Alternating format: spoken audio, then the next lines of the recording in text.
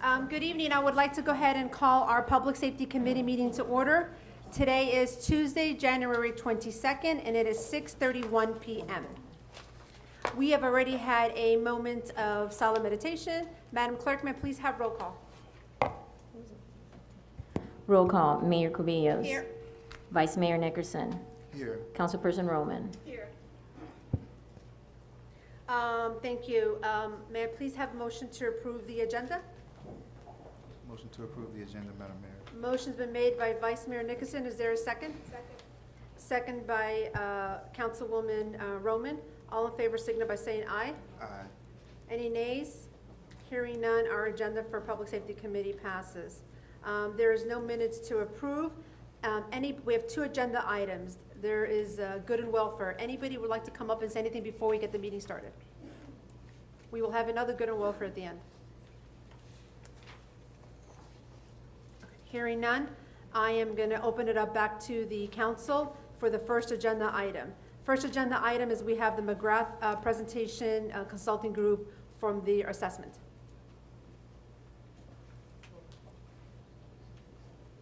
Thank you, Mayor. My name is Ron Mosier. I'm the lead police consultant for the firm of McGrath Consulting Group, which was contracted with the village to do this assessment of the police department. I thank the Mayor, Council, and Manager for choosing us for this important study.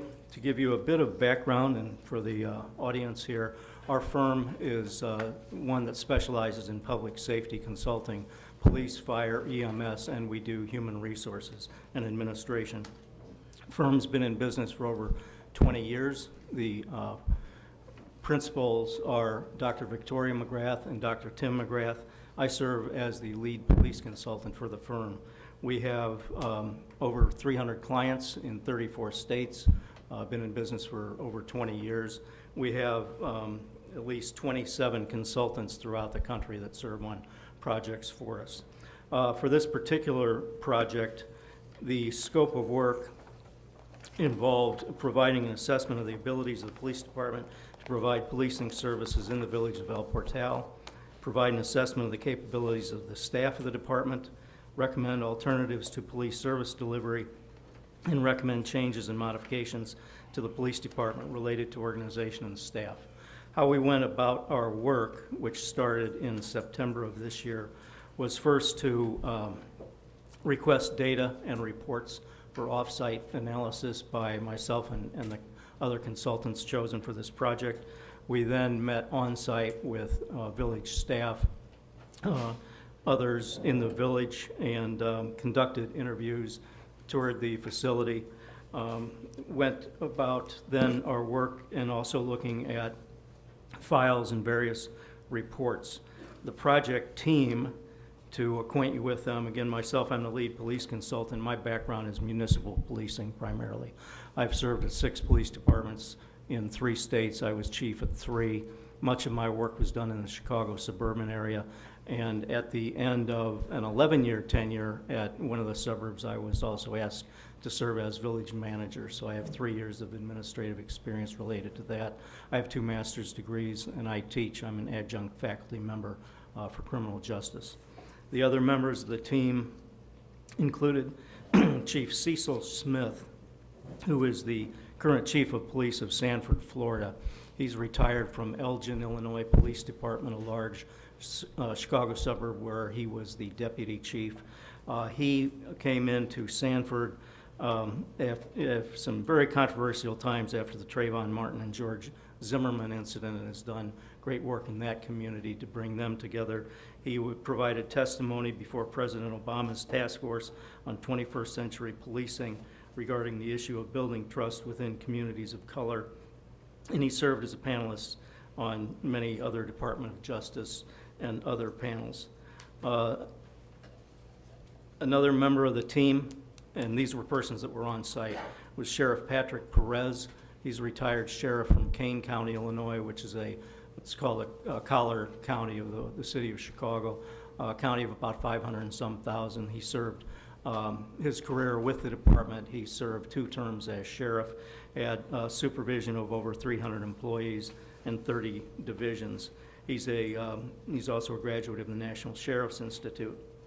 Dr. Victoria McGrath, one of our principals, served as the advisor for any issues related to human resources. She was not on site here, but we referred to her for any matters related to HR. She is also in addition to her consulting, she is a adjunct faculty member at Northwestern University. And on site, we also had Melena Halverson Mays, who was one of our lead consultants related to human resources, who did much of the work related to that topic. So having given you the background on our agency, or our business, the overview, we were brought in, we did this comprehensive review, and we presented our findings in the organizational assessment that you have now received. I'd like to go through some of the basic management practices that we found, and then we can go into as much detail or not as you like, but I encourage you to read this report in detail. We did, as a matter of our work, we did find difficulties in management practices, and I'd like to go over those first. In speaking with, and this has been a period of transition that we've been involved in, because when we started in September, Chief Huffnagel was serving as the interim chief. Then that changed. Chief Perez was subsequently brought on, who's not here at this time. So we went through a couple of phases there, but we found that there are identified basic management practices that we find difficult here and need change and need solutions. There's not a clear distinction at times between the top command staff, the chief of police, and the line officers. In our discussions, we found that Chief Huffnagel was on the board of the Police Benevolent Association. When asked if that seemed to be a conflict, she felt it was not. We see it as clearly a conflict, that the CEO of the department should not have that role also. In our when we started the project, we requested a number of documents that should be basic and should be readily available. We had trouble receiving some of those documents. For example, we requested call for service information, which is the responses that the police officers go on, which we should be able to get by date, by time, by category, and so forth. We received a written communication back, short sentence, said that Miami-Dade dispatches for the department, so that information was not available. We followed up, again requested it when we were on site. Our whole team came on site November 5th through the 7th or 8th, I believe. We again requested it at that time, explained that should be easily available through the dispatch center. We did not receive that. Subsequently, Chief Perez got us 3 months of data late into the study. There's also a concern over the Basic Policies and Procedures Manual, which is the document that the officers and personnel need to file to perform all of their functions. First, when we requested it, we were advised there was not a manual. Further follow-up later, then I did receive some older policies via email, which then rolled later into, I was presented from the village manager with a set of policies that are dated May 1 of 2018. However, and they were issued by, well, I don't know, not issued, but they were signed by Chief Huffnagel.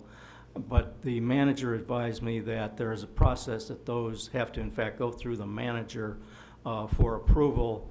That was not done. They had not been issued. And in a cursory review of them, they did not match all of the functions that your police department does. In fact, there were, for example, ranks listed that you don't have, divisions listed that you don't have. So, it may have been modeled after another agency, but they weren't approved, they weren't reviewed, they didn't match the structure. And in our conversations with some of the personnel, one officer advised that that officer had never received a copy, had never seen the police manual. it's imperative to have proper policies for your personnel to file. It's a cornerstone of the department. The discipline process, we found that there was confusion. Chief seemed unclear, cited the village charter to us as the policy, but we did not find that in the charter. Discipline, should be well known by the commanding officers of the department, and it should be part of, policies and perhaps a collective bargaining agreement, but there was confusion there. The scheduling, we were informed that a goal of this council is to, as much as possible, have a minimum of 2 officers on duty at any time. We were advised, though, that no alternatives had been brought forward in an attempt to do that. And again, in speaking with the chief, we found that no data on calls for service, which would show you your peak times, were used to determine a schedule. Instead, we were, asked how the schedules were formed, and the statement to us was, well, this is how it has been. And then we further pressed that. Chief advised that it was presumed that the busiest time is in the evening, but that presumption conflicts with the overlap you have on your 10-hour shifts. So the data is not being used in an intelligence-led policing, manner to focus your forces as best suited for the village. There was also an issue when we, all the officers work 10-hour days, including the chief of police. The chief works Sunday through Wednesday, and it was described as typically 7 a.m. to 5 p.m. We inquired as to would it be better to work an 8-hour shift Monday through Friday to have more interaction with the manager, other department heads, and to, be available during those peak hours of what's typically an administrator's job. And the chief informed us that that would not work because of a part-time job that she works on the other days. And we think that your chief needs to pay full attention to the council and the job here. There's also an issue of the staffing of the part-time and reserve officers. And there's several issues related to part-time and reserve officers that I'm going to speak about. But in looking at the schedule, it looked like the part-time and reserve officers work based on personal needs as opposed to the department needs, where they could fill in when a full-time officer is off, or double up to get in the peak periods of time to cover. And there's no clarity as to the difference between a reserve and a part-time officer, which I have more on that here shortly. There's also the investigative function, which is the follow-up on criminal cases or incidents to, successfully resolve them, is inadequate. It's described as this: you have no detective function, essentially. When a patrol officer takes a report, let's say it's a burglary, a theft, or fortunately you have very few crimes of violence, but if they take that report, then it is up to them to follow up themselves, either that shift or the next shift, or try to pass it on to another officer, but without any clear procedures how that is done. So we spoke to an officer that, works typically, midnight type hours, which if you take a report of a theft or a burglary or something at 2 a.m. and those are the hours you work, it's very difficult to follow up and locate, witnesses, talk to the prosecuting attorneys and so forth to get that work done. And it's reflected in, we looked up Florida Department of Law Enforcement uniform crime reports. The clearance rate for criminal offenses in El Portal was it the most recent year reported was 10.3%.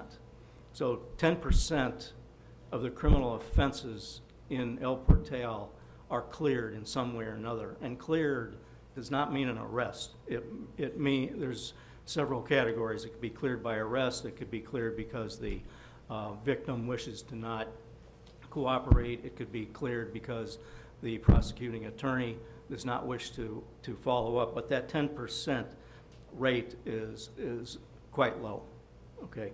And I think, again, it's reflective in the way, you know, that these investigations flow. Another issue was critical is training. There's no clear documentation of training. There's not a training plan. We requested documents on all mandatory state training records for the last 2 years for the officers. It was not provided to us. Our initial request for training, we got, I think it's called a global training sheet that comes from FDLE, Florida Department of Law Enforcement Training Section, but did not reflect all the training records. So we just didn't get it, which led to, I went through the files here to try to establish, you know, what you had with the training records. They're unclear. There are required documents to be filed with FDLE related to every 4 years you have several mandatory training courses that the officers have to complete. There's also a form, I believe it's every 2 years, they have to complete a mandatory weapons qualification. Most of the files did not have that documentation. It could be at FDLE, but it's not here and it's not readily available to you. So there's critical training records missing from officer files here. There's, as part of that then, in looking at the employment records here, there's confusion and it doesn't match what HR has in many cases. And one issue that we found that's been brought to the attention of the manager and Chief Perez when he was here was there is a file that shows that an officer was hired last summer. I believe it was July. It might have been June, but one of the two, part-time. And this was confusing to me because the other records show that this officer worked here as far back as 1995. And then there are memos in the file that also show this officer was working here in like 2012, I think it was.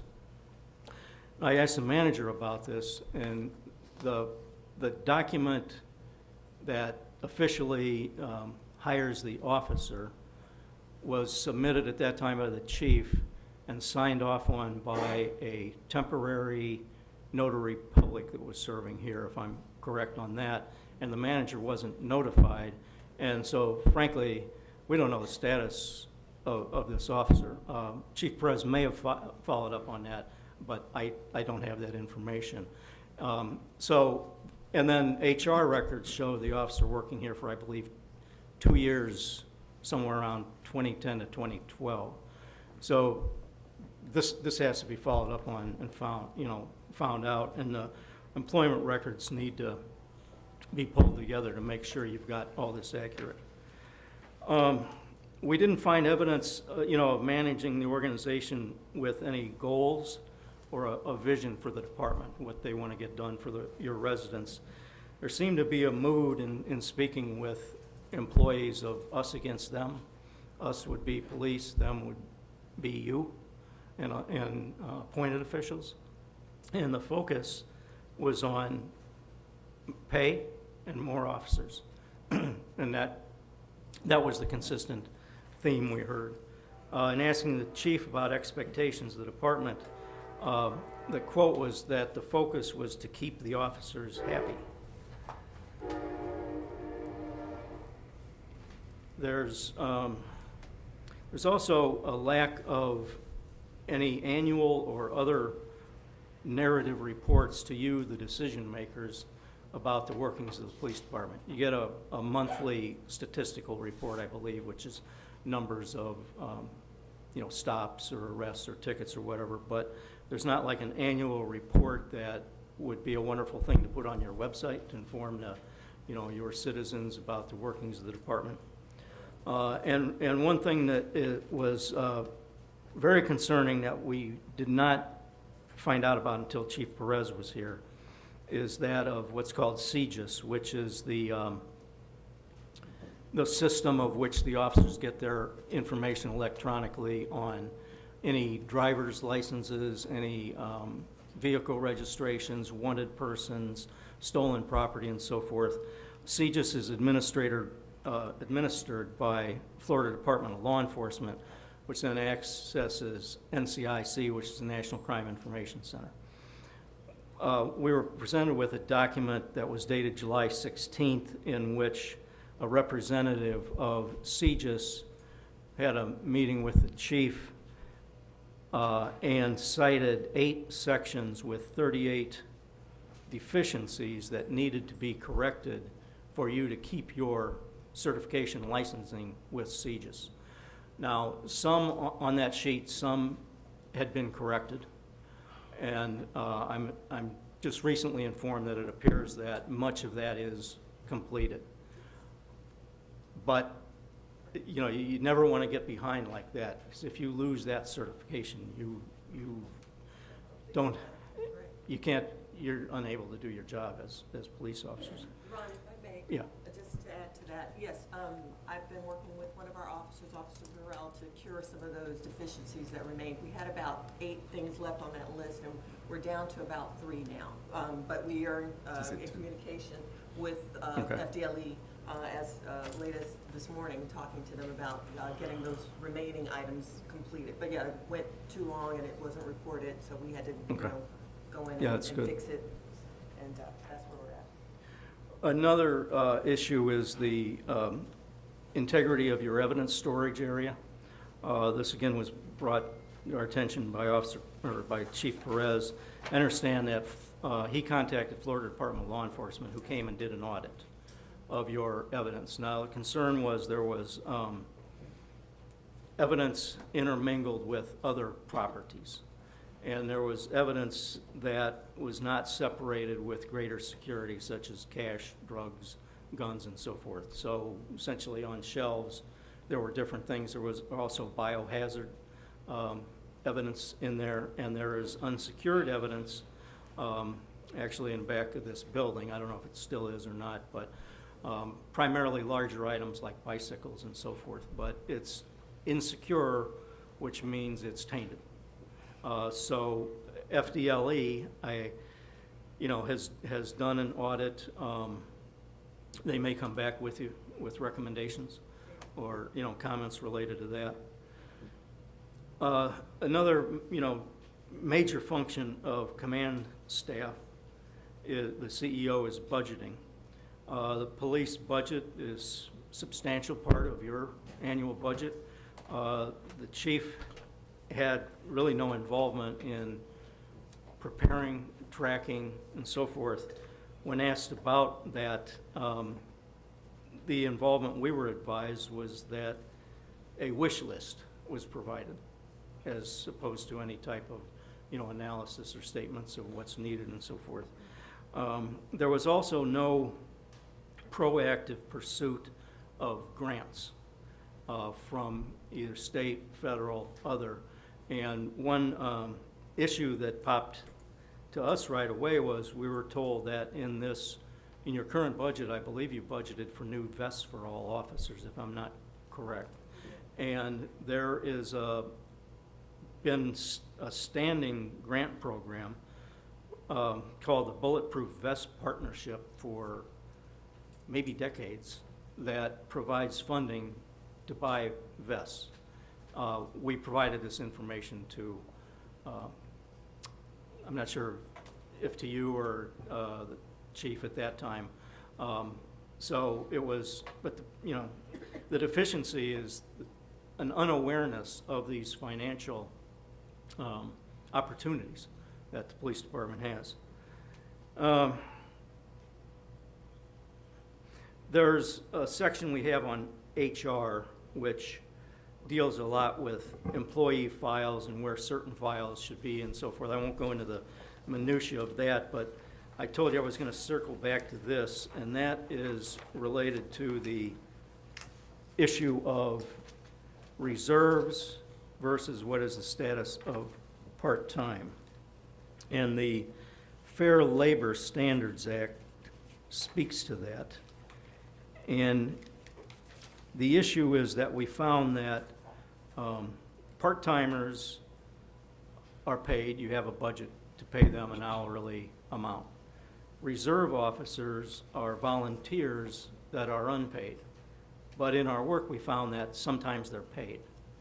And apparently it sometimes is if they can't get someone to volunteer, then they offer pay, which enhances, the volunteerism, and then the person works and gets paid, but the next time they work, they may not.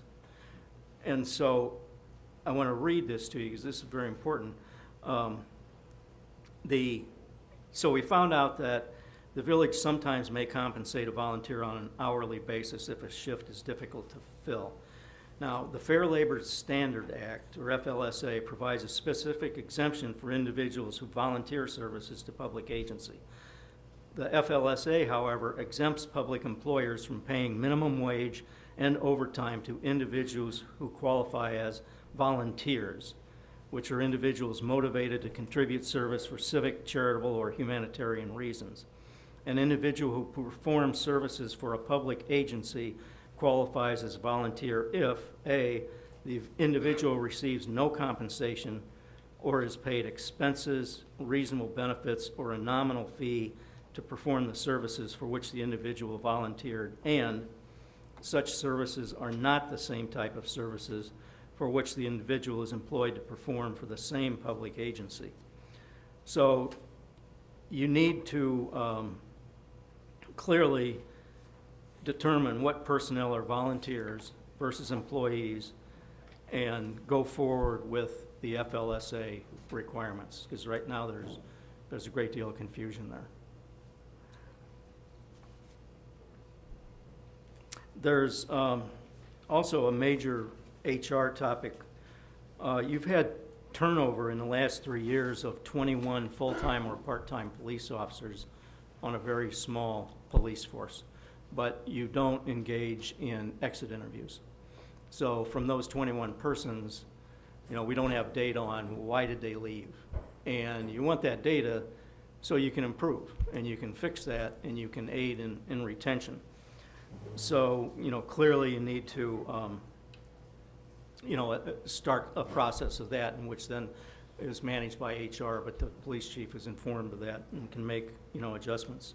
You also have a new employee manual pending approval, is that correct? And we went through that and actually provided a couple other statutes that you should, include in that. So unfortunately, I've told you what, we found as being difficult here, which are the major topics. We also went into, we looked at your staffing, the scheduling, and, other employee issues. And I take direction from mayor or manager as to which direction you want me to go now with what you'd like particularly spoken on. If you could please talk a little bit about the amount of staff we have on our force and the scheduling, the hours. There were some times when I asked, could we do 8-hour shifts, 12-hour shifts? What kinds of shifts could we do with a small staff that would Right. just try to address some of our needs for more people on the street, more officers on the street? Yeah, starting on page 12, actually, of your report, we went in, we looked at the schedules, and we provided sample 8-hour, 10-hour, and 12-hour schedules. And it would be our opinion that an 8-hour schedule fits you best, the size of your department. But you need to look at this, because the collective bargaining agreement contains language that talks about the basic work week for officers, and it says, such service shall normally consist of 4 10-hour workdays.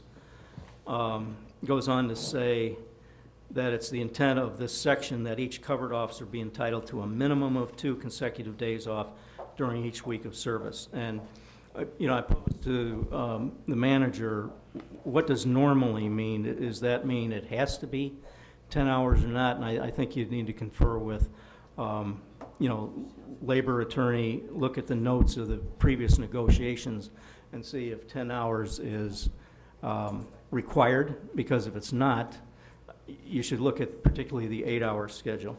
Now, I'd also say that there's a management right and scope of the agreement, which states the village's rights, powers, authority, and discretion to carry out its police department responsibilities and missions include, but are not limited to, the scheduling of the police department's operations and shifts.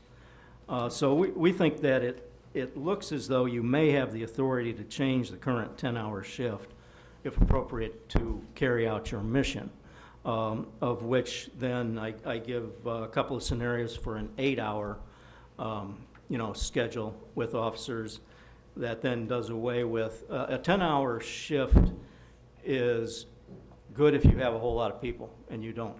You have minimum.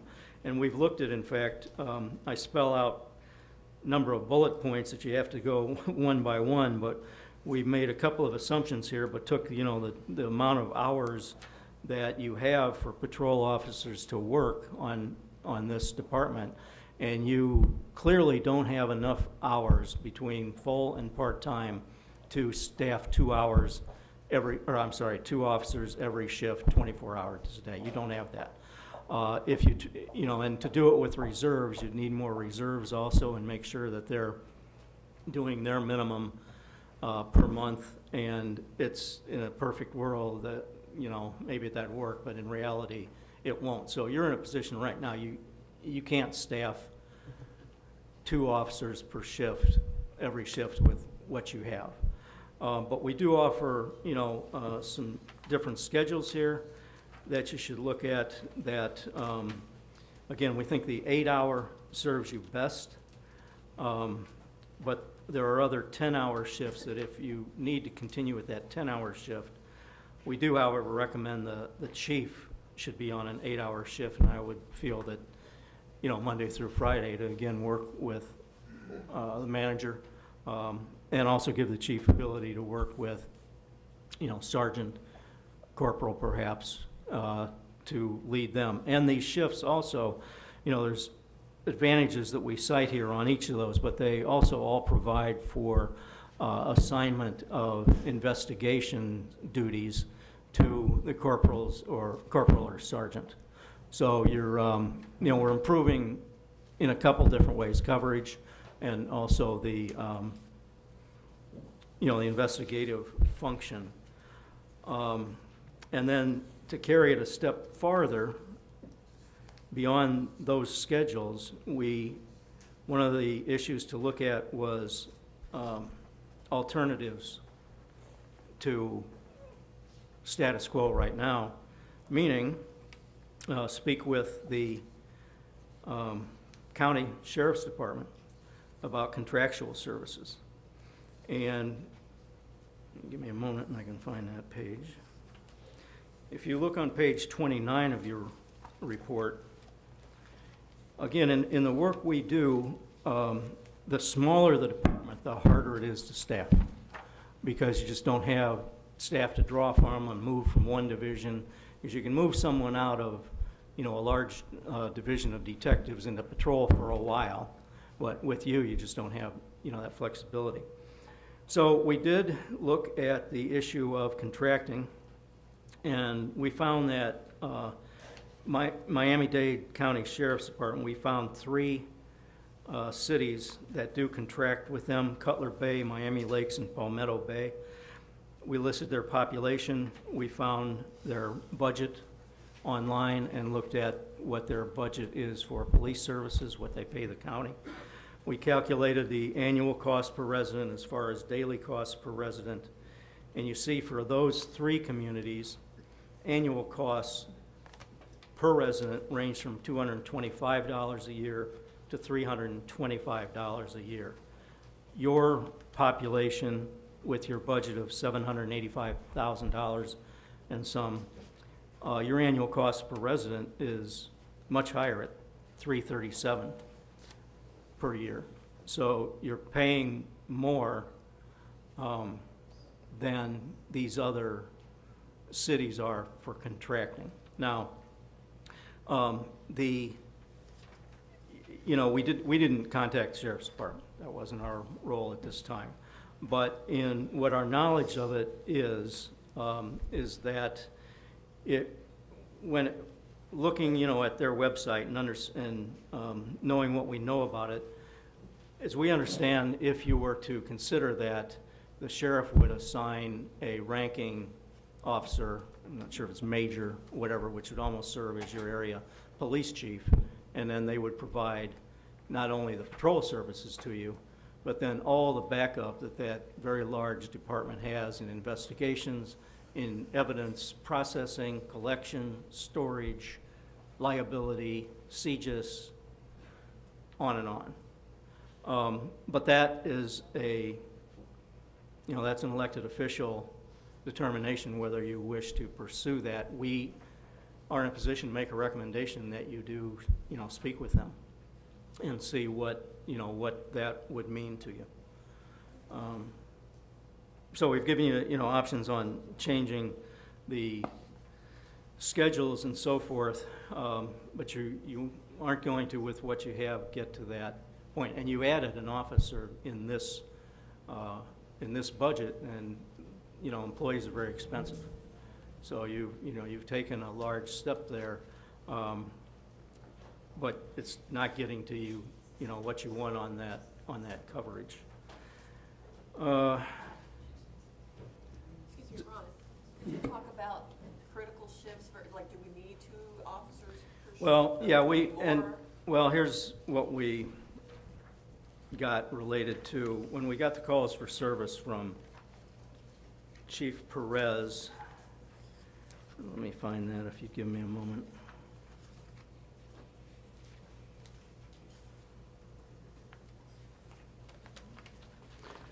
Yeah, on page 21.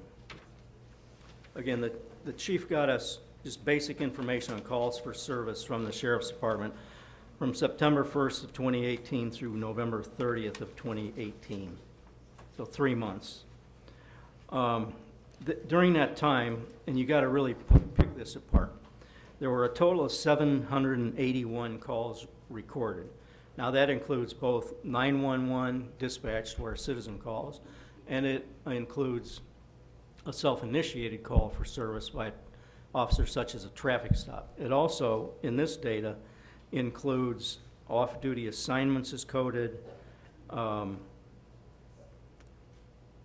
when they go out of service, it's recorded, and there's a lot of calls that are either self-initiated or a break or an administrative function and so forth. So if you pull all that out, of the 781 calls, we found that 307 are actual citizen calls for service, meaning citizen calls 911 and it's dispatched to an officer. So if you break that down, you're getting a little over 102 calls a month, or about 3 1/3 a day for that period of time. So, and you have, fortunately, which is great, you have very low violent crime in this city.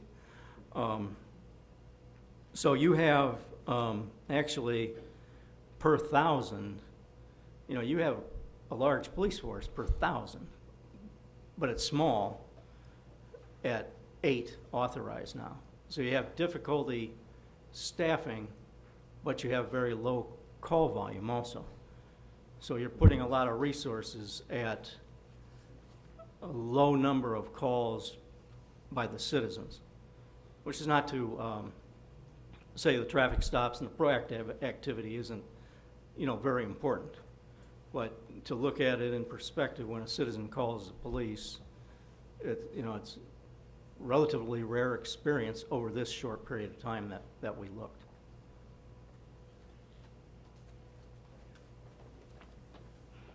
And within the report then are, again, 63 recommendations. Prioritizing them, we have a system we prioritize of 1 being very critical and needs to be done as soon as possible. And we ranked those as, which is in the executive summary, 14 or 22% of our 63 recommendations, we rank priority 1. Number 2, which is requiring urgent or immediate attention, which is also very important, 44 or 69%. So you have, 90% of the recommendations we've made here, you should look at as soon as you can.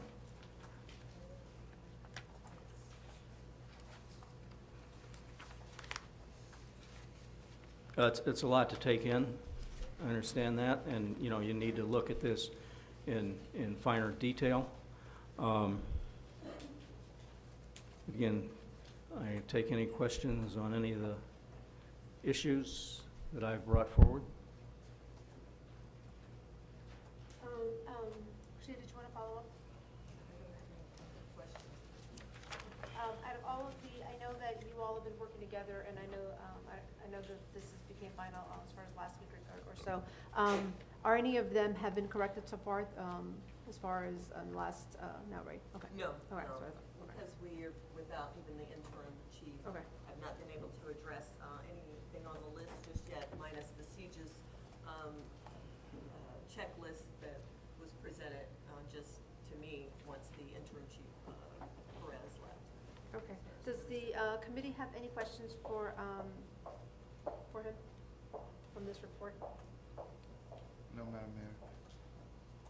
Thank you. Thank you. I want to thank the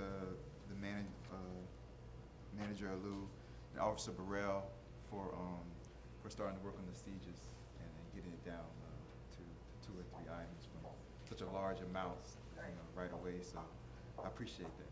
Welcome. Thank you, Officer Burrell, for that also. Absolutely. If there's no other questions from you'll definitely be hearing back from the manager. The committee Right. will have to review it, and then she'll give us a plan as far as what the plan of action as soon as she meets with the committee to hire the new chief. Very good. Okay? I thank you very Thank much for your time. Thank you for the very detailed report. Thank you.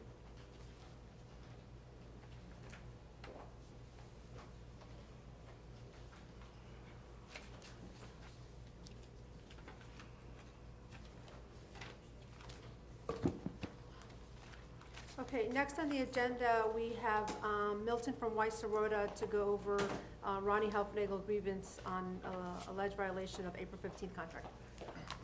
If you can please introduce yourself to everybody. Sure. Good evening, Madam Mayor, members of the committee. My name is Milton Collins. I'm an attorney at Weiss Serota. I've been retained by the village as labor counsel, so it's a pleasure meeting all of you. I know it's my first time here, so thank you for such a warm welcome. There's a lot of folks here too, so I'll wait for the train. Okay, yeah.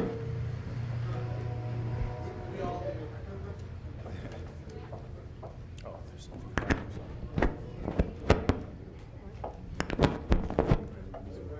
Testing, testing.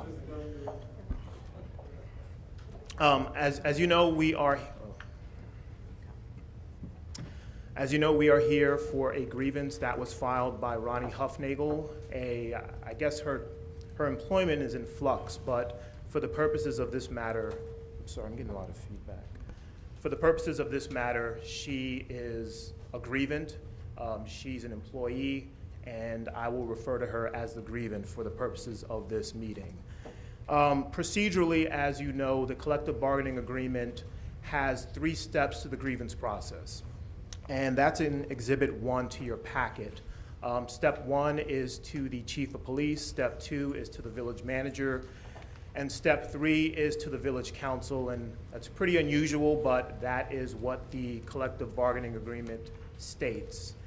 Now, from what I understand, the committee is somewhat of a vetting or a go-between prior to issues coming before village council. So for the purposes of this grievance, I'm presuming, and of course I'll defer to the village attorney, but I presume that you'll be looking at this grievance as if you were the village council, and you will be making a recommendation whether the grievance is rejected or sustained, which means you agree with the terms of the grievance.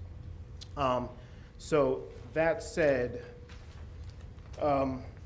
Look, typically during a grievance process, the grievant is here or the grievance attorney is here, and they present their side of the case. After all, this is their grievance. You look at them as a plaintiff, and they typically argue their case.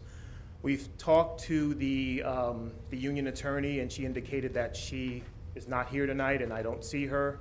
I'm not sure if the grievant is here or if there are any representatives here, but obviously I would suggest that if there's anyone representing the grievant, that they be allowed to speak as well, actually prior to me presenting my case. So if there is someone here, they should be allowed.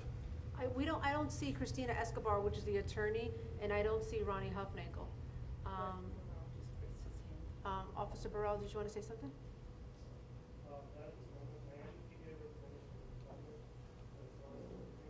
Can he come to the podium? Are you, did you want to say anything about, on behalf of the grievant, Ronnie Huffnagel? But let the record reflect that there is a PBA rep here, but they are not representing the grievant in this particular meeting. So, proceeding with this issue, so now that there is no plaintiff, there is no grievant, typically what my role would be. May I Go just ahead. add one thing? Now, they are not here because no matter what, this will go to the village council next week. Whether it's because we've denied it or whether it's because we approved the grievance, this will go to the village council, so they will be here next Tuesday. Correct, Okay. and they'll have a right to be That's why they're heard not here, at a okay. later date. I think it's next week, actually. Next Tuesday. Mhm. Next Tuesday, so. And typically how this would work is the plaintiff or the grievant would present their case, and I would play more of a passive role. I would rebut arguments, I would assist the fact finder, which would be you, and I would just generally advise the council. But seeing that there is no grievant here, we discussed this internally in the firm, and what we decided, and obviously with your okay, is that we play the role of an advocate. And what that means is we looked at the grievance, I looked at case law, I looked at all the relevant documents, and we analyzed it, whether the grievance is valid or invalid. So what I can do here tonight, and I think this might be a good idea, as far as having a roadmap, is for us to present, or for me to present, my analysis of the grievance. Very short, very brief, but I'll go through why I believe the grievance is or isn't valid, and then, of course, I will defer to you to discuss that, and you can either accept my analysis in full, you can accept it in part, or you can reject it. And if you accept it in full, I actually have a more comprehensive document sort of outlining my analysis, and I have it here tonight. And so what you can do is you can take my analysis via the written document, and that will sort of be your basis for accepting the grievance or denying the grievance. Obviously, if you reject my analysis in part, or if you reject it fully, then we'll talk about how we're going to reduce your decision to writing. And I guess what would happen is you would direct me to draft something, and that would go to the village council. So if that's okay with you, that's sort of my suggestion, but I will, of course, defer to the committee. I'm okay with that, as far as the recommendation for this evening, and we'll take it from there. Okay. So we took a look at the grievance and all the relevant documents, and it's our decision, it's my decision, I did all the research, so it's my decision that the grievance is invalid and should be denied. And I have 3 reasons for that, and we'll go over those reasons, and as I talk, I'll be referencing the exhibits. And as you know, you do have a packet with 5 exhibits, 1 through 5, so I'll be referencing those particular numbers. So as a threshold matter, if you looked at the summary of the grievance, the essence of the grievance is that the village has violated what's called a written agreement. In essence, what that document is an April 15th memorandum from the village manager to the grievant, and that is in that's Exhibit 5. Now, looking at Exhibit 5, one of our bases for denying the grievance is that this written agreement cannot be grieved. And the reason being is, in order for someone to have a written agreement with a bargaining unit employee, there has to be buy-in from the union, there has to be consent and actually agreed upon by the bargaining unit. So if there is a side agreement to the union contract, it has to be the employer, the employee, and the union.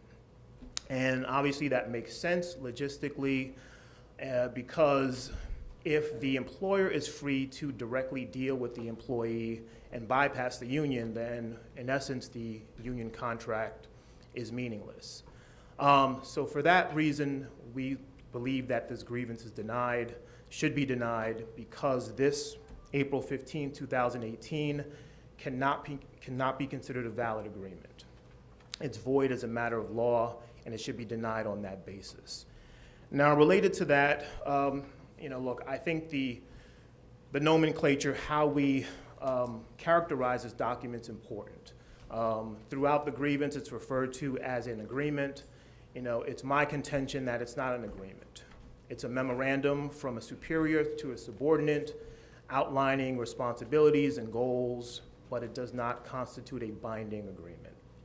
So that's an aside, and as you look at this matter, you really need to sort of hone in on that issue. Is this an actual agreement, or is this just a document in the normal course of business here at the village? So the second reason why we believe that this grievance should be denied is that it's not grievable as a matter of law. When you look at Exhibit 1,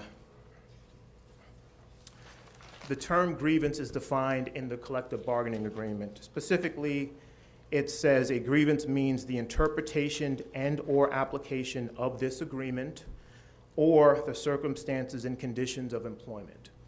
As I just indicated, this grievance involves this April 15th memorandum. This is not involving the interpretation or the application of the collective bargaining agreement. It's involving the interpretation and application of the side agreement, which I've already indicated should be void and is void.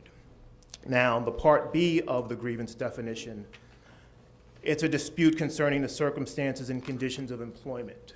Now, we contend that those circumstances and conditions of employment involved the grievance employment while she was not in the bargaining unit. Remember, by virtue of this April 15th memo, the employee was actually promoted from within the bargaining unit to a management position.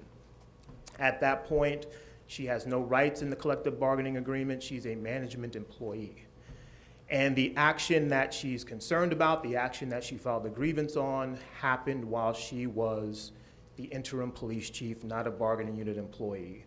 So therefore, we argue that this document, the January 2nd grievance, is not grievable. It's not considered a grievance under the union contract.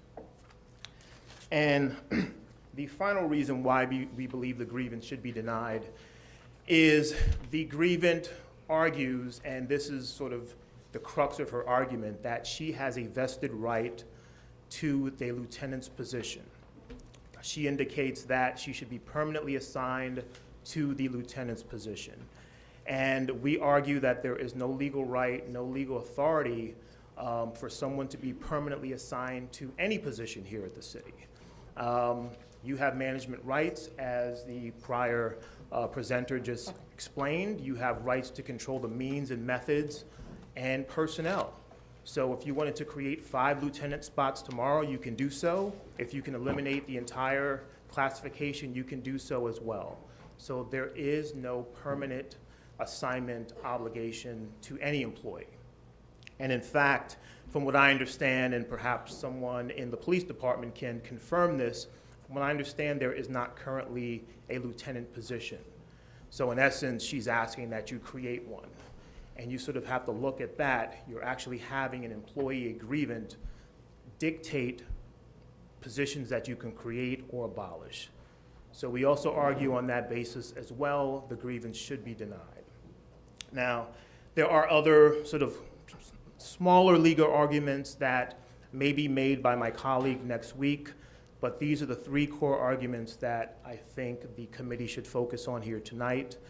Obviously, I'm here to answer any questions. We can dig through these exhibits. But the facts are largely not in dispute, so a lot of this is a legal argument. There is no dispute she was made interim police chief. There is no dispute that she was made a sergeant again.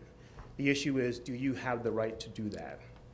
And we argue that you had the right to do that, and you did do that, and therefore the grievance should be denied. So that is the essence of our analysis. We looked at case law. Again, we looked at the relevant documentation, and we believe it's pretty clear. So with that said, we can talk about your thoughts on that analysis. If you have other questions, I'm here to answer them. Thank you, Milton. I'm going to revert over to the manager with regards to the statement.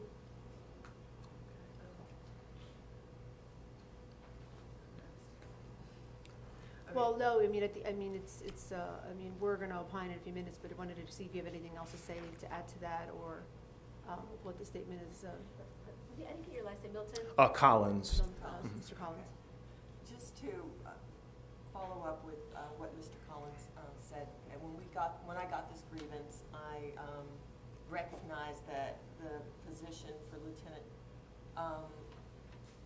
had not been met under while I was operating as village manager, and I spoke with our village attorney about that as well. The qualifications weren't met, and we were considering it. That's the only reason it was put into the memo. This was a long-time employee who had been here for 20 years, and I had only had an opportunity to work with her for 6 months, and that was during a hurricane and its cleanup, so we were very busy with a lot of things.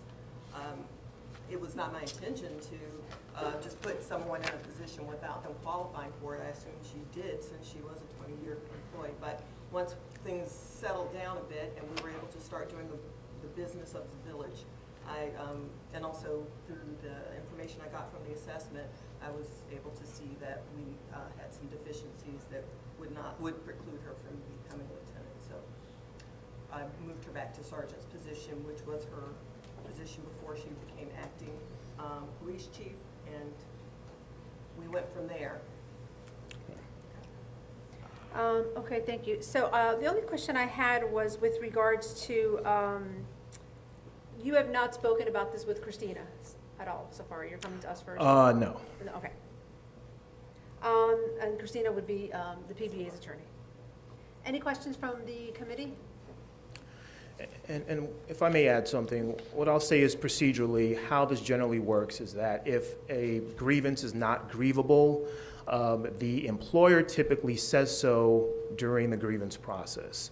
Now, there are no step 1 or step 2 responses, and maybe you can ask why that is the case. I presume that's the case because the police chief and the manager said this is not grievable, so it's not even worthy of me responding to it. And that's strategically done in a lot of places, and there's nothing wrong with that.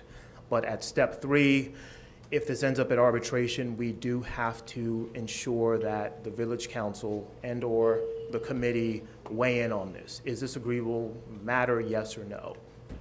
Before even going to the merits of the grievance. So it's important that we have something for the record to explain or decide whether this is a grievance that's grievable or not.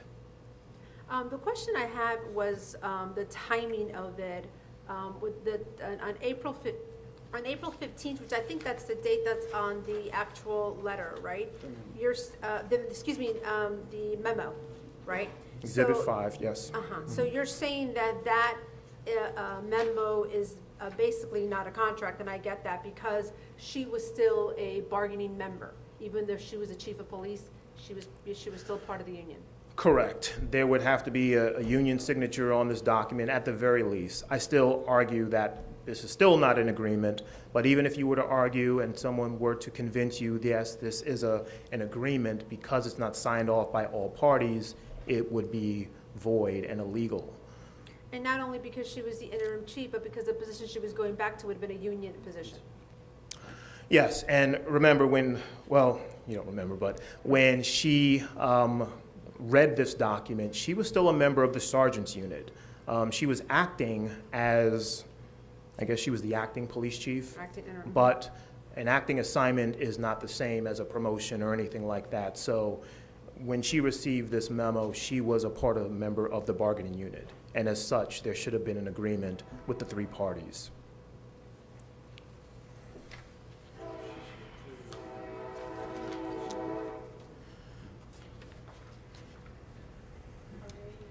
Go ahead, you have a question? Well, I want to know, before I call for the motion or for any recommendation, I wanted the committee to ask him any questions with regards to anything that he might have said in terms of dates, in terms of anything, his bullet points. Before I even ask for a motion, can we see the other sheet that you created? Yes, and I drafted a 2-page memo essentially outlining those 3 arguments, and I have them here. So if you were to adopt them, Is it a longer version of this memo?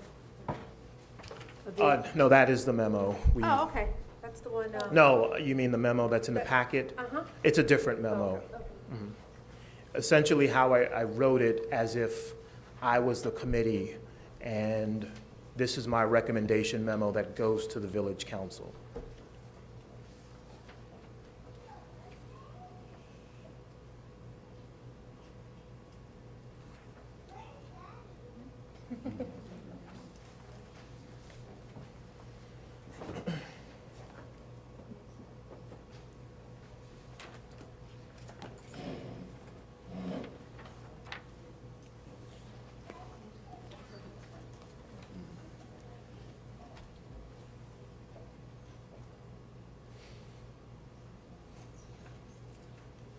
So basically, you have just put in writing everything you just said.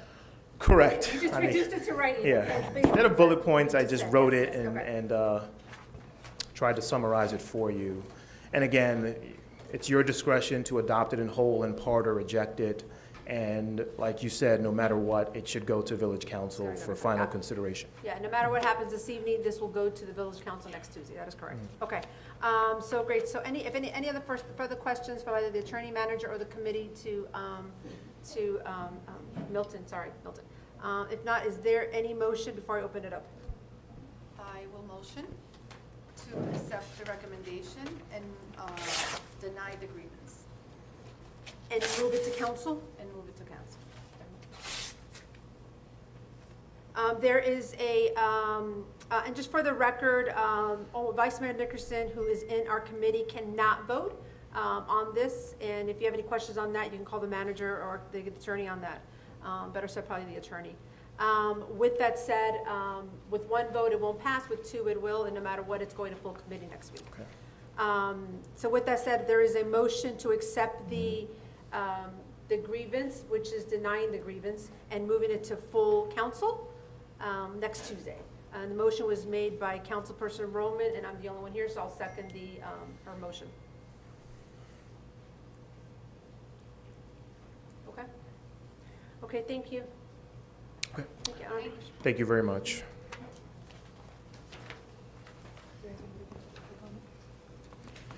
I guess you can execute this document, and this will be part of the record, his signature line for the chairperson, so, Yeah. yep, thank you. Okay, Madam Clerk, may I have roll call, please? Roll call. Councilperson Roman. Yes. Mayor Kubios. Yes. Motion passes. To next Tuesday. Okay, now we go into good and welfare. Anybody at this time want to come up to discuss anything that we've covered this evening with the McGrath presentation as well as the grievance that goes to the full council next week?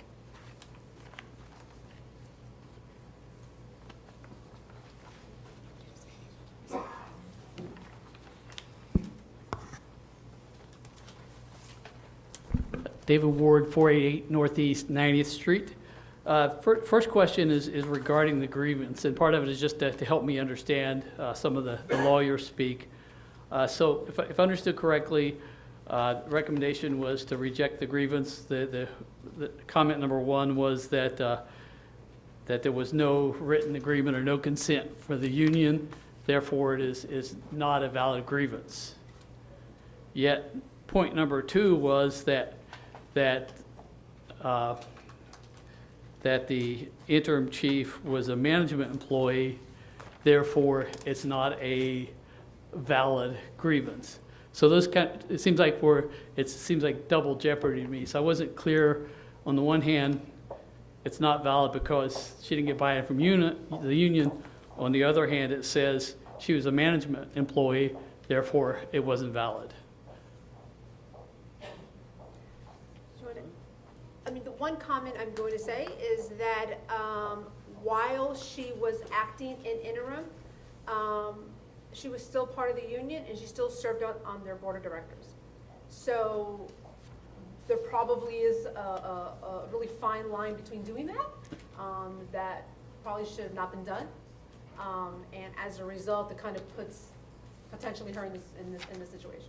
Okay, so I guess that my real question is that I hope the council addresses next week, and is that if in fact she is considered a manager employee at the time of that grievance, then does that mean the memorandum is a valid contract?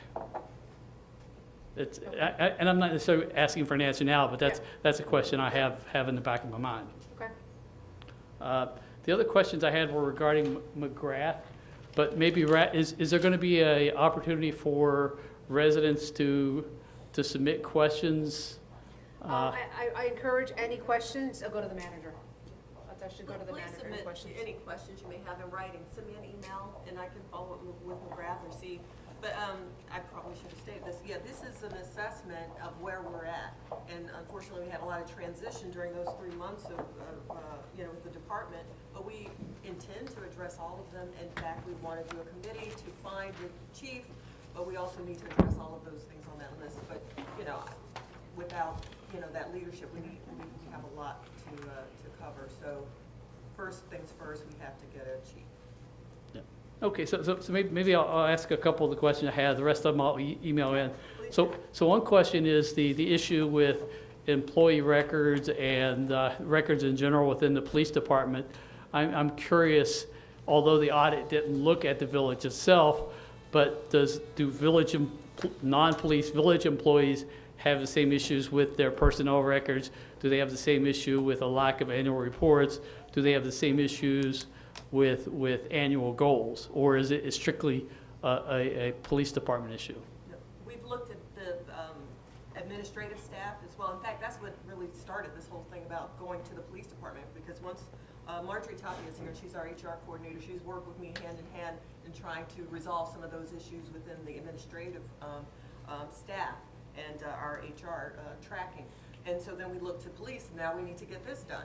So we've cured a lot of our issues within the administration. That's a lot easier than it would be for police, because we've got, Union. tons of Yep. other things that, Yep. that was more detail oriented. We needed staff to help us do that, because with police officers who already have, who are patrolling our cities and keeping us safe, and the former interim chief Huffnagel, we met and discussed it. We couldn't do it ourselves, so we had to bring it. That's why we've been brought in McGrath, or and looked at other consultants to do that for that department. But yes, we actually have an item on the administration and finance committee, which is the administration's policies and procedures and how we're Okay. changing that. Okay. So that's being cured too. Okay.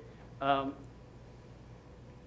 question about the presenter said that the chief had no involvement in the budgeting process, and this is maybe a question for the council rather than the village manager, but when Chief Morales was here, was he involved in the budgeting process? So it's only once we moved to an interim manager that there was not involvement in the budgeting process. There was involvement, if I may say.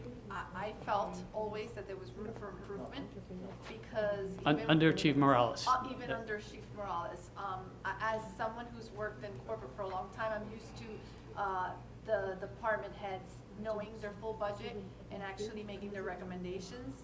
I found that was not as clear when I first joined the council. And so we have encouraged for the chief and the acting chief and interim chief to be more proactive and more involved in their budgeting process. And I can also attest to that. Our CFO, Erwin Williams, and I met on a number of occasions with interim chief Huffnagel took over her budget, because we're also getting the request for salaries and everything, but, you know, we wanted our officers to know the budget so they can understand, you know, when I say we don't, you know, we can do this, but we can't do that. We wanted everyone to understand where we stood, and so that was reviewed with her on a number of occasions. So- I'm sorry, what was the question? Well, the original question was, is the presenter from McGrath said that the chief basically had no involvement in the budgeting process. So my first question was Chief Morales more involved? The answer, as I heard, yes, but also the answer I heard is that interim Chief Huffnagel was also maybe more involved than what McGrath. I'm sorry, no, what I meant to say is I met with her many times to discuss the budget. She wasn't involved with the budgeting of police. I wanted her to understand it. It was to teach her. Okay, It was okay. just to teach her. And to answer Morales and Jason, because I was here, yes, they worked together on the budget for police, yes. And then they would present it to the Public Safety Committee, yes. And as far as interim Chief Huffnagel, I think what he may have been suggesting, he didn't word it, but I don't want to speak for him, and that is that, you know, we didn't get probably level of input, recommendations, like where can we get grants, and, you know, how can we really use $790,000, which is our budget right now? You know, what else, how can we get a little more creative? I think that's where he probably meant direction, as far as, I mean, she may have been a part of it, but she wasn't an active participant, maybe for lack of experience, lack of knowledge, or whatever it to be. That's not what he said. He said that. Not right now, I'm not gonna have out of order. If you wanna make a comment, you come up and present your name. I guess the other question was, they had listed in a report about the upfront costs that police officers face when they apply to the village, that there's $2,000 in costs, whether it's medical exams or psychological. I'm not sure what the $2,000 in cost is, and I'd hope to ask the presenter from McGrath if he knew if there were grants available to assist police officers with those costs. I mean, the suggestion in the report was the village should cover that cost to make it more attractive for people to apply. But I really wonder if there are grants available out there that could take the burden off the council. And, you know, if I might add, I mean, those are the things that the interim chief or the chief would bring forward if they would be aware of any grants like that. And actually, during the collective bargaining agreement, the manager even said that she was gonna ask the council at the reopener for the village to absorb that cost. It's something that we would consider at the next go around. We do it, I think it's 2020. Okay. Last question, I'll submit the rest of the question. So in regard to that CGIS system, the data information system, the presenter said that in July there were 38 deficiencies, and some of those were completed, or most of those were completed by September. Is that correct? No, we have no, you're talking about the CGIS? I'm Yeah, sorry. yeah. Okay, no. Well, we didn't know. It wasn't recorded. I met with Officer Burrell. He went through this with me and talked to staff, and that's when we saw that some of these had already been done. He submitted something. This was just maybe 2 weeks ago. Okay, So it was January. So during our two interim chiefs, really, as far as we know, there was nothing done by either interim chief to address those deficiencies? Well, interim Chief Perez brought it to our attention. We didn't Okay. know that those were still out there lingering and hadn't been Okay. completed.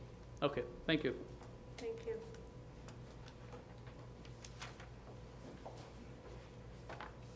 Sandra, 87 Miami Court.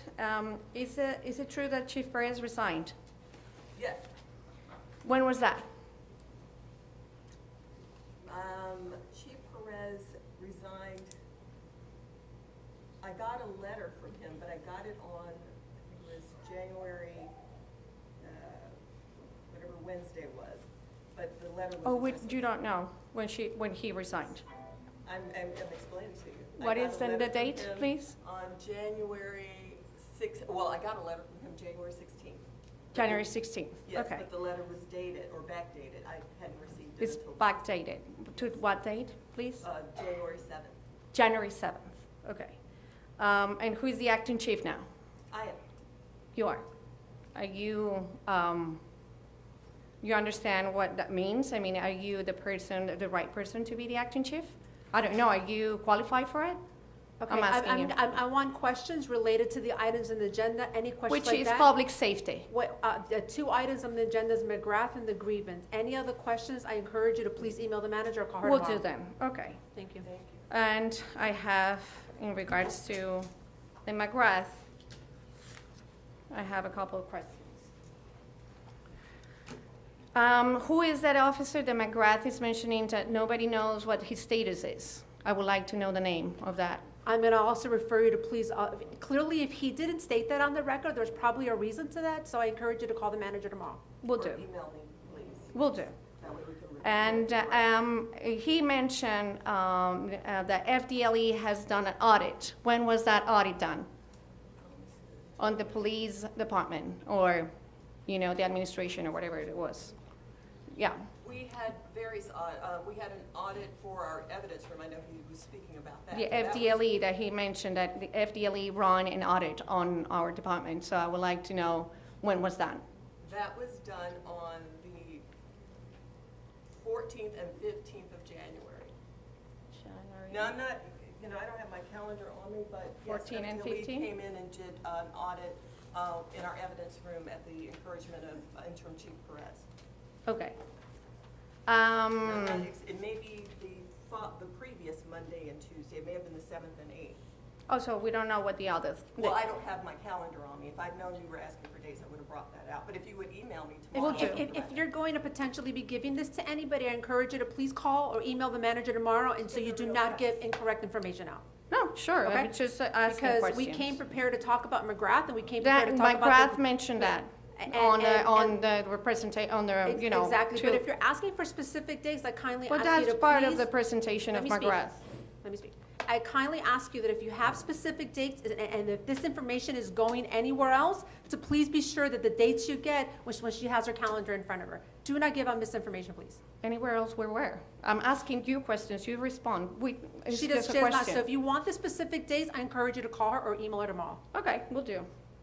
Anything else? Yes, all these recommendations, when will that be starting, the process with all the recommendations from McGrath? What is the plan ahead? And I've seen that there is, a job posting for the chief, so what is the plan ahead after this? The plan is to. And can you please not laugh at me, Well, no, like my kindly? first I re- think it's my really first rude to response- no, actually, no, but- laugh at people, Oh, yeah. especially residents. I would rather not No, no, have no. that sort of expressions. we I were will just- really appreciate it. I would really appreciate it. So what We is were the just plan talking of about- action? We were gonna get to all that as soon as we can answer all the public records requests, so that's kind of why I laughed, because we were talking about. Also, there's public records request. Okay. Always. No, I didn't know. All right, that's all. Thank you. Have a good night, Sandra. You too.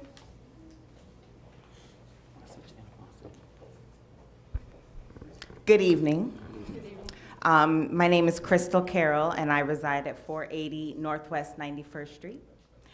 I've lived and resided in El Portal for almost 20 years, and my husband even longer, because he grew up here much longer. And I really want to, number one, thank the current police department that is here. We appreciate you, that we do understand that there's a lot going on, and we value the fact that you are still here and that you do still protect our streets. And thank you for that. I would also like to appreciate the two presenters that came to speak to our village. Obviously, we have a need. Obviously, we have some deficiencies, as we're gonna call them. And I understand that those deficiencies cannot be completed without having someone at the top. Someone that can guide us in the right direction, because as residents, and I understand that many of us might go home tonight and they will post things on Nextdoor. They will be half-truths. They will be inaccurate. And I'm speaking to my residents, my neighbors, the ones that I live with, the ones that reside with me, the ones that place votes in this very building for people that are sitting up here. So if we're gonna put information, it needs to be accurate. It needs to be correct, and it needs to be without personal feelings and personal opinions. So I'm ignoring the people up here on the podiums, because quite honestly, We all should be ashamed of ourselves for not being residents. The man stood up here and said that there's deficiencies within our community. The point is not to point the finger. It is not to sit here and talk about people that are not here to defend themselves. What we should be doing as residents is finding a solution. Before, guess what? We're absorbed into the city of Miami or the county of Miami-Dade. And all those comments that we've heard at other meetings fall by the wayside because, oh, we have such a quick response, and oh, the residents are so happy that they can make a call and place a police car in front of their home when they're on vacation. All of that will be gone. Thank you. And everyone should take a look to their neighbor and share with them the fact that if they want to get involved, they should be sitting in these chairs. It should not be about personal opinion, it should not be about personal feelings, and it should not be about destroying our village. It should be finding solutions, finding ways that we can better our property value, finding ways that we can assist the people that we all elected, whether you like it or not. Thank you. Thank you. And I'm not up here for your applause. I'm tired. I am tired of reading the nastiness on Nextdoor. I'm tired of the backlash of inappropriate and half-truths. I am a proud resident of El Portal Village, and my husband's father was the first Black council person on this village council, and he would be ashamed because he worked hard to have all the residents unified, all the residents together. And what I see on Nextdoor is terrible. I appreciate you for sitting here and trying to resolve the issues that we have, because we do have issues. We do have deficiencies and they need to be resolved. But we all need to go home tonight and not post on Nextdoor, this. It's ridiculous. Thank you for your time. I apologize for going over my 3 minutes, but it is out of control.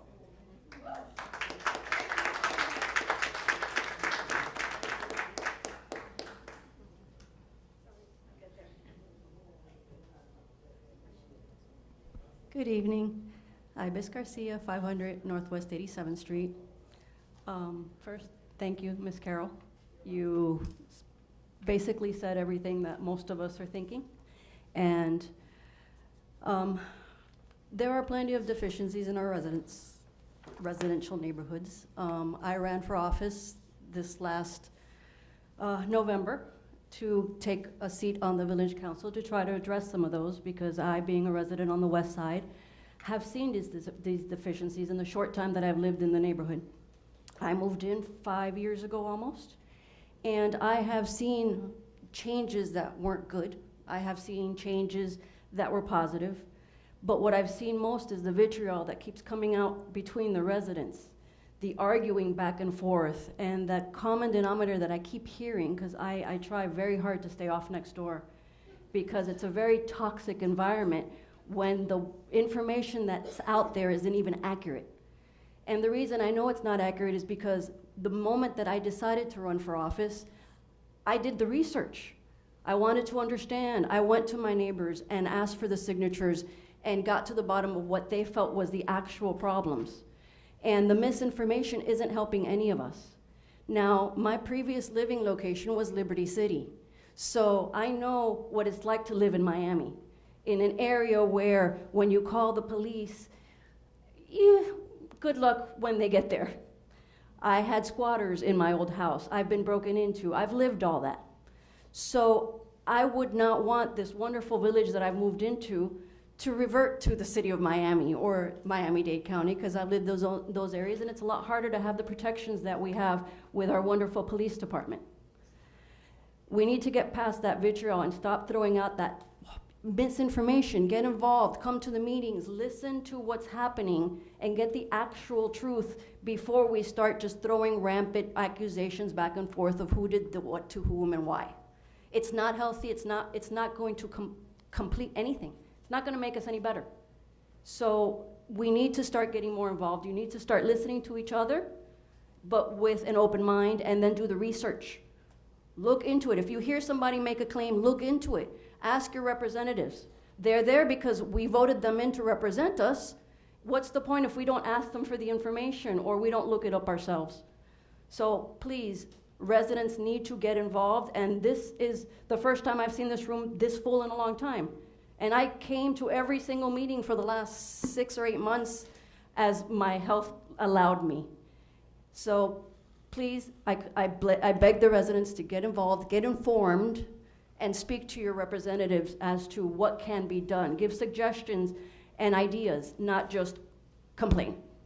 Thank you.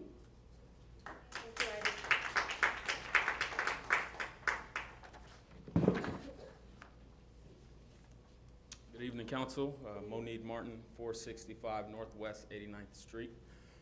I'm relatively new to the village, so I don't have the history and background a lot of you guys have, but there are certain things going on that are embarrassing, right? And the police department clearly is one of them. I respect the presentation. You guys are some great chiefs here, looks like. The question that we have, I think, is whether we can afford a chief that's gonna come in here and carry these things through, right? Will the budget allow that? I mean, it's a question we need to ask. We moved here partially because of the police department. You know, we like how protected we felt. I've emailed some of you guys about that. But the question is whether our budget will support what we need. I think it's embarrassing if what the presentation said is true, that one of our major solutions to our lack of police is something that may violate the Florida statutes.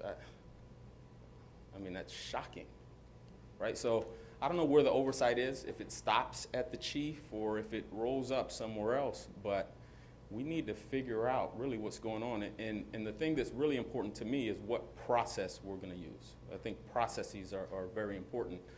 And I heard someone mention earlier that we'll have a committee, I guess, to decide on who this chief is gonna be. I would like to ask you guys how that process is gonna work, who's gonna be on the committee, and whether the residents are gonna have any say or notice of who's gonna be selected, because I think it's a vitally important decision, and if we don't get it right, all this money we paid for these guys is gonna be wasted. Yes, 100% and welcome. It's nice to see you at the meeting. Happy New Year.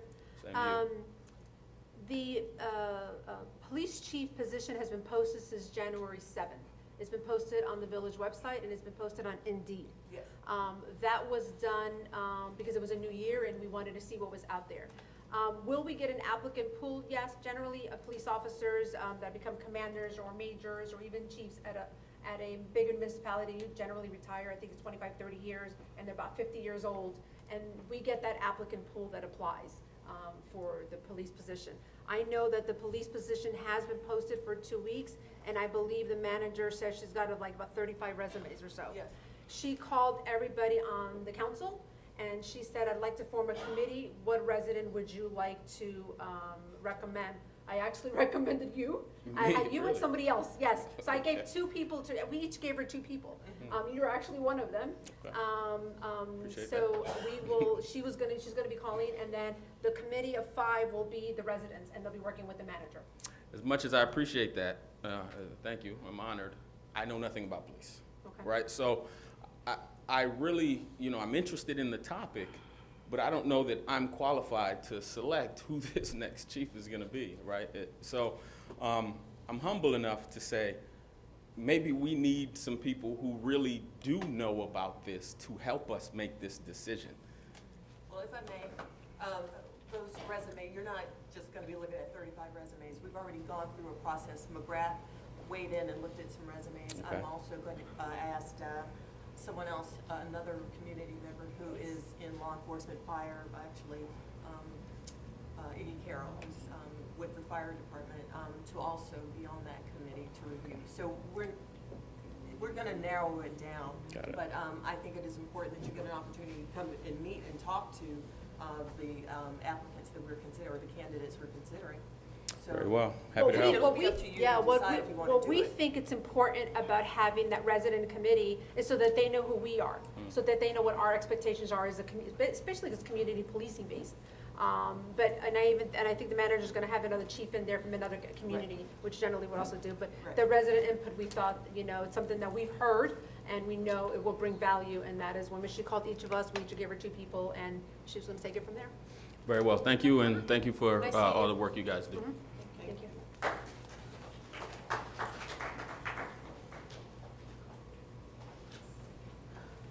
Good evening. I'm Gigi Kropp. I live at 130 Northeast 88th Street.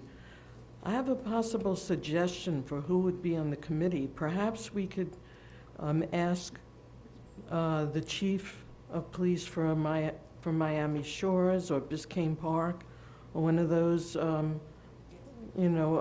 other people to be on the committee, because I think that they would, be knowledgeable and have, a clear concept of what's required of that position. Okay, Ms. Kropp, I have indeed asked the chief of Biscayne Park to participate as well, and he has agreed.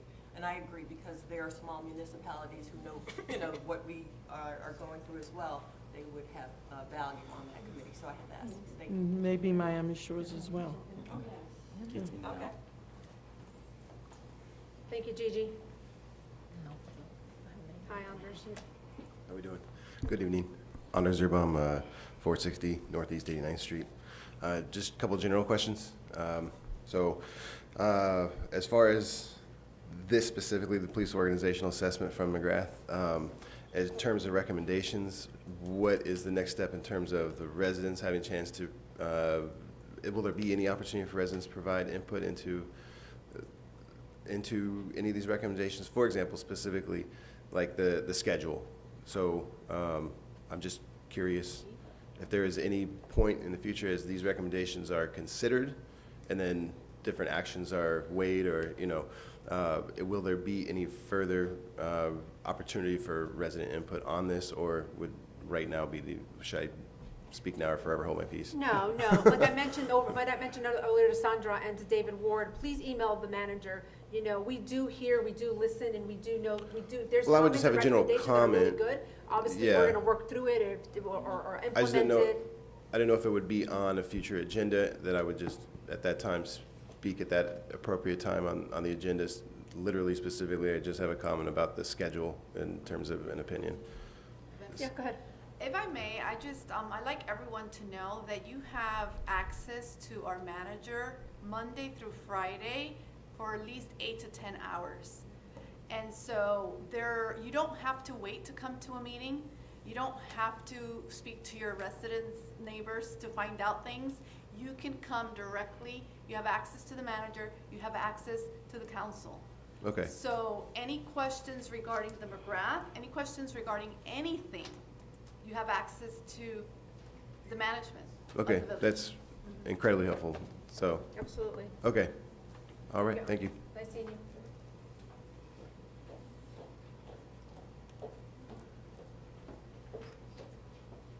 Good evening, Mayor Cabillos, and also Vice Mayor Nickerson, and the committee, and also the residents.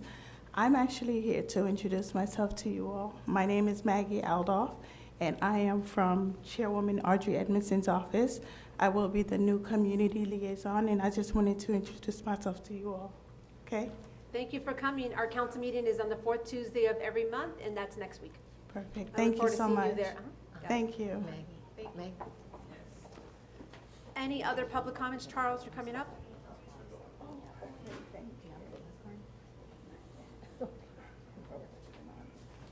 Madam Mayor, members of the council, Happy New Year to you all. To residents who don't know who I am, I'm Charles C. Scott II, the Outreach Director for Congresswoman Frederica S. Wilson. And I've been coming to El Portal in the responsibility as Director of Outreach for the Congresswoman for the better part of almost 3 years now. And I'm encouraged to see the number of people here tonight. I think this is the largest audience you've had in some time. I must say something to you all.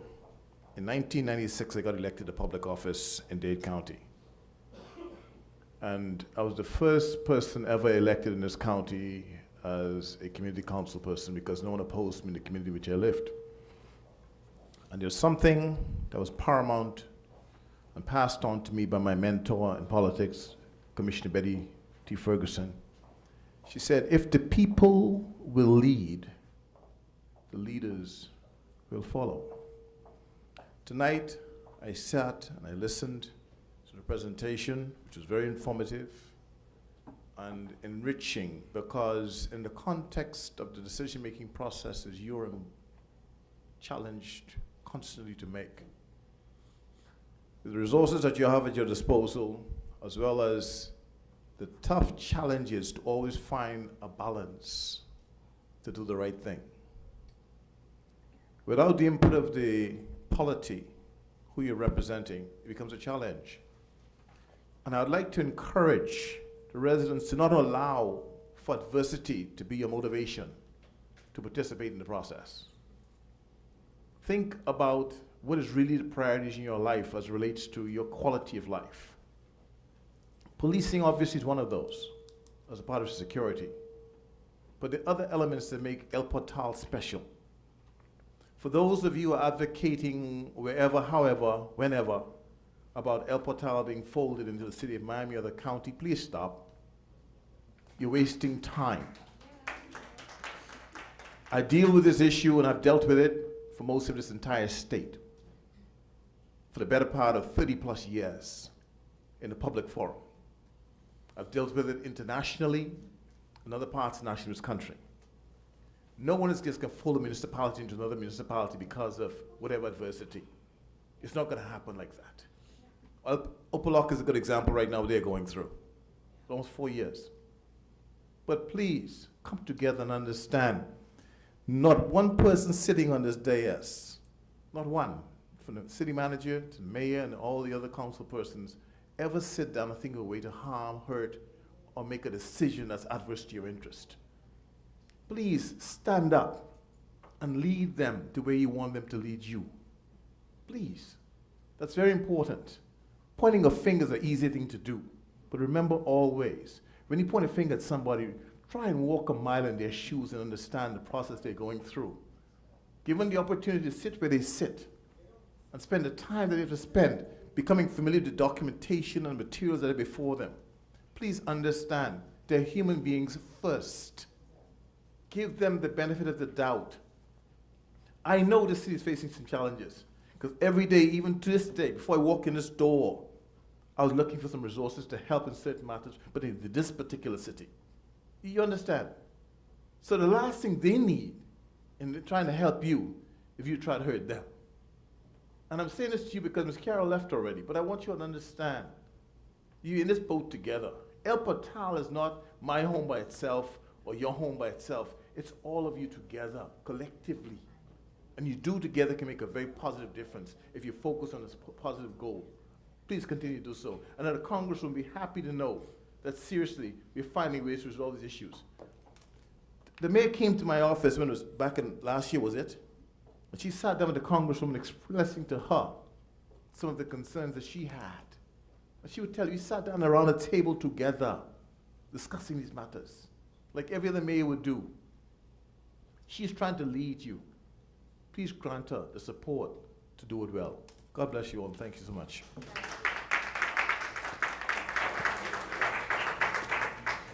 Any other public comments? Kelly? Hi, I'm Kelly Jones. I live on 89th Street. What sparked this assessment? Sorry, complete address, please. The McGrath, whatever? Your complete address first, please, Kelly. Oh, 465 Northeast 89th Street. What sparked the assessment? How did we get to where we needed an assessment? As I stated, we've gone through the administration's policies and procedures, trying to improve the way we do business, going through job descriptions, all that. And we also recognized we hadn't done that for our police department. And we had a community meeting, I think it was in June or July, where community was really upset about we don't have enough coverage and we're worried about safety and we only have one officer on each, so we had a lot of concern from our officers as well as the community. I didn't understand why we couldn't fix this, and working with that then interim chief Huffnagel, we couldn't seem to address it and get our our footing. So I spoke with her, and we decided to maybe outsource and find someone who can help us. And we got different quotes and came up with McGrath because they could handle the smallness of our organization and just the level of assistance. That Can I know how much that assessment cost the village? It cost almost $5,000. Okay, thank you.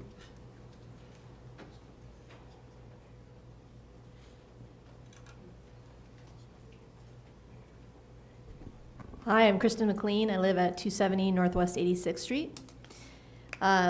There's two things I want to say. The first is that as I was sitting here listening tonight, I was reminded of the meeting that we had when David Roseman left.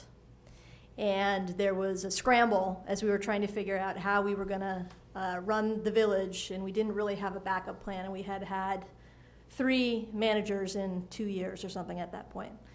And at that meeting, I stood up and I said, hey, we really need to think about our processes and some of our foundational things. We need to address foundational issues so that if this happens to us again, we're not left in the lurch. And the reason I think that's really relevant right now is that we're a small village. We have limited resources. We're always trying to do and work at the absolute outside edge of what we can manage to try to do the best for the residents and get our jobs done and meet our charter and all that. And I think sometimes, especially since we have some very big projects on our plate and some big looming things like the bridge loan and the septic to sewer project and the farm, that it's really easy for us to really work on addressing or think about addressing the big things that are out there. And I think that we have not really adequately addressed some of the foundational issues in the village for many years. Like, this is I'm not pointing fingers at anybody. I just think that we are having a reckoning right now of the fact that we need to stop, go back to basics, figure out how to reset and move forward so that we're really engineered for these things that are in front of us. And that's really hard. And I think it has caused a lot of stress within the village. And I think that in addition to rebuilding some of our foundational practices, we also really need to rebuild some foundational trust in the village generally, like collectively, not towards or away from anything. So I just want to, as we move forward, continue to encourage the residents and the council to really think about it from that perspective. Because we can spend all of our time looking backwards, but right now we really need to look forwards. And we really need to think about taking the McGrath report in and taking our HR feedback in and taking in feedback from the residents and try to use that all productively to move us forward rather than to tear us apart, right? I think that was really all I wanted to say. So just want to encourage everyone to think that way. I have to add something, because that is exactly what we're doing. And when you do something like that, this is what happens. What's happened is that we are not settling for status quo anymore. What's happening is that we are holding people accountable. What's happened is that we have put policies and procedures in place and they're implementing them. What's happened is we brought in an audited team, not because of anything more than we weren't getting the answers that we needed for the people that were in place. So if we were getting the answers, maybe the audit wouldn't have happened. But another component, and the reason why we thought it was a good idea when the manager brought it to us, is because we as a village and as a government financial body, we are audited every year. And they get through all the minutes, they get everything, they compile and they present to the council every October, November. So when the manager brought it to us, I was like, well, our biggest department is the police department, so absolutely that's a great idea. I think it's time to have an assessor come in, because as we are trying to no longer accept status quo and really hold people accountable, this is actually what's happening. Because I remember exactly when you said that, and actually the manager has another idea, which I'm not at liberty to mention right now, so that in the event that we're in this position for the police department, we won't be in this position. Because one of the things that Christina Alou has done since she's been here is because we have operated for so long a little loosey-goosey.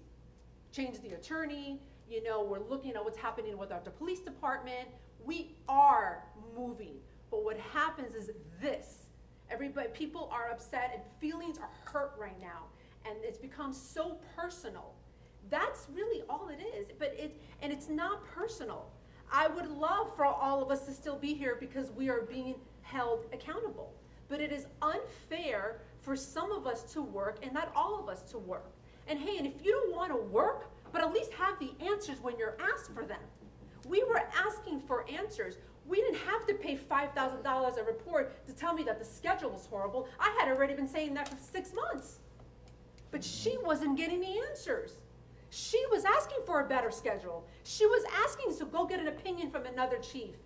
She was asking, why did we go from 19 to 9 part-timers in the period of 9 months?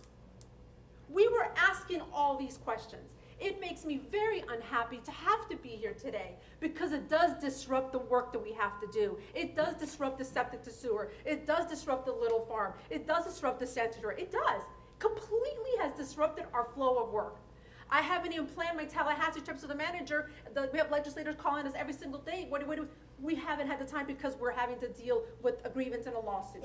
So it's caused disruption because we are fundamentally trying to no longer operate the way this village used to. And we're doing it exactly because I remember when you said that, and you were right. The village, Jason Walker did a great job, but he was always handling, and there was a lot of balls in the air, but when Joe Geller was here, it was great. He provided excellent service for us, but the village is not what it was 25 years ago. Look at all of you. I mean, it's changed. It's young, it's progressive, it's very young couples. You all are educated, you all are very smart, you're all involved, you're calling, and that's fantastic. But with that, you're holding us accountable. And as a result of that, we are trying to really see what we can do so that, hey, when I'm not here, because I won't be after November 2020, everybody up here has a solid foundation that it doesn't matter who's in the position, but the job is getting done. And at the end of the day, I think that's what you all guys want. It doesn't matter who the manager is, it doesn't matter who the clerk is, it doesn't matter who the chief is, and it doesn't matter who the mayor and council is. It only matters if they're doing their job, and their job description has to be written down. And if you don't know it, then you can't be there. I don't know how other way to put it. And it's a terrible position to place for us to have to do this right now, but we're doing it. So, so yes, you're right, and we're doing that. okay, so there's a couple things. So the first is that it doesn't matter, we have to slow down and stop and address it. We're not gonna be able to function as a village. I'm seriously concerned about, unless we can figure out how to get on a better footing, it's very hard work for not very much pay to be on the council. And so I thank you for that, right? So I'm concerned that if we can't, do what we've talked about in various ways tonight and come together and move forward, that we're not gonna have good representation on the council, that this is gonna cause a rupture, that's gonna we are not gonna be able to do what we need to do on these other very large projects until we can repair this and move forward. So, if there was a big fat reset button right here, I would push it. And the other thing, Christia, I heard 2 people tonight mention that they wanted to be able to give feedback or ask questions about McGrath. I don't know if we're gonna be able to post that publicly. If we can, the report, I don't know if we can legally. Can we post the McGrath report? Yes, we can. In this particular case, I think it's really important that we post that so that people can get access to it, so it's totally transparent. And then I do think we should consider a process for getting feedback. I don't know what we're gonna do with the feedback, but it seems really important for people to be able to give feedback about that report so that they feel that they're being heard, right? Absolutely. Can So, I just address that, yeah. Kristen? Yes, I agree. I want all of these documents to be transparent. Of course, I think it's important that you know what's happening to your village, and especially the police department. But also, I'm asking that people write an email. That's the way it's trackable, like just calling me and saying something, track it. Let's put it in an email form. I can respond. I'll ask McGrath, but I don't know how that's going to, what that's going to turn into, but I will try to answer as much as I can, as fast as I can if you send me. Well, I'm just wondering, maybe it makes sense to have a feedback loop where down the road at a certain point from now, a month or 2 months, you can actually feed back to the village what people were asking. So sort of like a mailbag kind of thing, so that at least people are aware of what's been asked and what's been answered, right? And also hopefully what's been addressed. Yeah, exactly. So I'm for that. Yeah, I think that's yeah. appropriate. All right, and then the last thing is just, please, like the committee, inviting people to sit on the committee for the new chief. I think there are other opportunities to invite participation from the village right now at a time when we clearly want to move things forward. So I don't know exactly what that means, but I do think there are people here and people who are not here who probably would be willing to step up and help for a positive outcome. So anyway, thanks, guys. Thank you, Kristen. Any other public comments?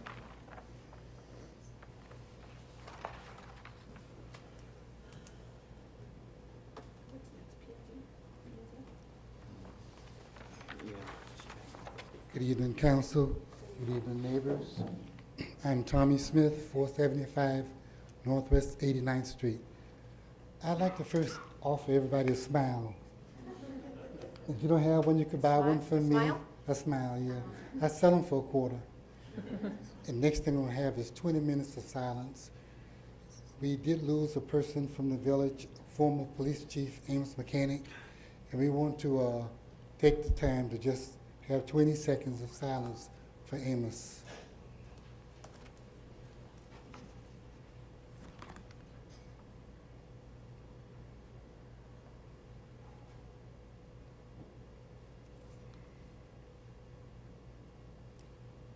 Thank you, and I'd like to thank everyone that had something to say. We can all agree to disagree. We're never going to all have the same thoughts, but we all are the same people. And thank you, council. Thank you, neighbors. God bless. I want to take a moment to recognize our former Vice Mayor Marcus, who's here. Yes, I haven't seen you. Happy New Year. Nice to see you. And yes, that's going back. And I believe I see Councilperson Old, or former Councilperson Old. Yes. Hello. Welcome. Nice to see you guys. Any other, for good and welfare, any other, anybody in the audience? Mr. March. Good afternoon, neighbors, council. I hope this is a forum for me to say. I second the motion what he said. Amos, the mechanic, was a great person, former chief. So I won't put you through 30 seconds, even though he deserves it. Nice person, great person. I voiced my concern about my dwelling. I think you're aware of it. I have a minor problem. It's called property and life in danger. I've been in El Portal. Excuse me, I forgot the correct forum. My address is 318 Northeast 90th Street since 1987, 88. My neighbor has this wonderful tree, should I say 4 trees, that every year, historically, a little bit of wind, my house gets damaged.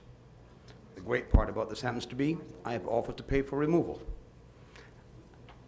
Removal is not $1,500. One tree is over $4,000. I've offered to pay for it. Surprisingly, it fell on deaf ears. No, I didn't. I've spoken to Mr. Turner 3 times. Okay. It's very, very difficult. Well, I'm not attempting to blame you people, but no, I'm just letting you know that well, I told you that I was going to do it, and yes, you did, and I I'm thank you. Actually going back next Saturday with the code enforcement And officer. I thank you for your hard work, but I'm going to ask you a difficult question. If we were to get a mild tornado, which we've had before in El Portal and Miami Shores, and that tree was to fall in my house, and one of my grandchildren were there, have you seen the tree? Yes, I have. It's guaranteed major damage, possible death. I cannot pay for the tree, I cannot get the tree removed, nor will he let me access. As the law states, I can cut what's on my side. Well, I made an offer, and somebody laughed at me, and the offer was to hire a helicopter to cut the tree, because I cannot gain access through his property. So if I cut the tree like I've done many times, and the tree is rotten, there must be a time, there must be a place in somebody's heart to pay attention that the rotten tree, which still exists, it's rotten, do we agree? Mm-hmm. How do we encourage somebody to remove this tree when life and property is in danger? I am the father of 6. Yes, I'm crying to all of you. I have 5 grandchildren. Some might think I look old, some might think I look young. I've been on this earth long enough to know there comes a time when there's a right thing to do in life. So I'm not proclaiming to be, as the word used to be, have money like Trump, but how do you encourage, that's humorous, right? How do you encourage somebody with money to cut their tree when there is no argument? You cannot speak to the person. We don't argue. I'm not an argumentative person. My last offer was pre-last hurricane. Mathematically, can we do the math? How many months have passed since then? We're into 1 year 5 months? And the police were called because the debris removed was put on the swale of his tree. How do we work this one out? I'm still working on it. Okay. I have spoken to an arborist that will certify that there's an issue with the tree, and we have to take it Trees, from there. plural? The trees, sorry. Plural? The trees. No. You know Mr. Turner. This is true, yes. Needless to say, I mean, the door wasn't even open for me. It never will be. So he's very. Give me a second. This gentleman here, he came by my home today. I was not home. Carlos Garcia. I had mentioned to Carlos Garcia that the quickest way to get his attention happens to be quite simple. The swale, he believes, for over 30 years belongs to him. Park your city car over there, he'll walk out. I said, I can get his attention too. He goes, how is that? I could walk on his property with 2 glasses of water, and he would accuse me of trespassing. Knocking on his door, he's never going to answer, and he still hasn't. How is he able to get away with this action? But before you answer that, this was spoken about, my little cheat notes, months ago. I asked about a simple question. Well, more than one. How is he able to have old railroad ties on public property, and they're still sitting there today after 6 months? How is he able to do this? No, this is not me picking on my neighbor. It's just a simple question. How is his trees able to grow over my roof, wait, into the street? Forget about me for a second. I have gotten a ticket for parking on the sidewalk. Disruption of pedestrian throughway. How come he gets to have a hedge that overgrows the whole sidewalk? Things that make you go, No, I just took over code enforcement again. Oh, did you? Okay. Yes, and in the last code enforcement meeting, you weren't there, but there is going to be a code enforcement suite, and people. I rushed to get here today because I remember seeing the sign. It was not planned. I cannot lie about that. I asked about street lighting. We discussed that at the last It cannot be meeting. solved right away. I got it. I asked for something very simple. Why is it my trash can says City of North Miami? Excuse me, Mr. March, we've ordered your trash cans and. Excuse me? We ordered your trash receptacles. We did that months ago. You haven't and- received them? On top of that, we've No also problem, no cited your neighbor as well with code enforcement violations for the tire, treads. We can't cure all of the issues. I but we totally are agree with trying, you. just I'm like totally you. understanding. Okay, I want you to understand that. I we did are- get one we are trash trying- can. I requested 2 years ago, and I did get 1, yes. Trash can is the least of my problem. Street flooding, because the street is higher, made by the city of El Portal. Pretty strange. Lighting has always been the same since 87, 88. That's not overnight, no problem. But I think the biggest thing that concerns me could be my life and safety, or could we say that's a problem that could be solved quicker than street lighting? There's a lot of bureaucracy put in this world of ours. But when it comes to the life and safety of someone's family, I think the rules should change. My house is probably one of the ugliest homes in the neighborhood, and my fence cannot be replaced. Who would replace a $10,000 fence with trees hanging over it that damaged the fence in the first place? Which, if you look at my fence, you'll see a mottled color. Why? Over the years, I've replaced pieces of the fence from his tree. My fence is not at a 90-degree angle anymore. Have you seen it, sir? Mr. March, for respect for the residents that still want to speak, and we have 2 meetings still, I encourage you, Councilperson Roman made a great comment earlier, and that is you don't have to wait to the meetings. Call Councilperson Mathis, and please get a hold of the manager, which seems that you are speaking, so that they can help you the best that they can. I apologize for No, don't apologize. over-speaking. I sincerely do, but this is the problem that's been going on for, excuse me? Forever. Over 25 years. Do all of us here remember Hurricane Andrew? So I respect, I'm taking time for other people. This is not a recent problem, and I think I'm speaking politely, and I think I'm speaking calmly. So how many people here would put up with this long without calling an attorney? When you call an attorney, some of us here are married to attorneys, is that good for neighborhood camaraderie? No, it's not. I've avoided that. Instead, it's cost me money, not the county, not the state, or anybody else. So I think it needs to come to a head at some point in life. And as for the police department, I thank all of you for your great work. Council people, I realize you have a very hard job. I realize I'm not the only citizen here.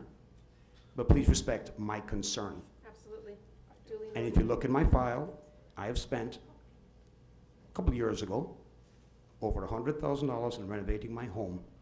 And for this to be damaged by somebody's tree that they don't care about, this is upsetting to me.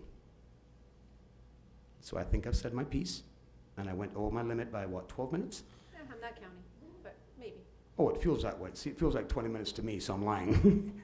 Thank all of you so much, and for the police department, I think you're doing a great job. Thank you, Mr. Martin. And if I can assist in any way, as both of you know, let me know. I will continue to work on this.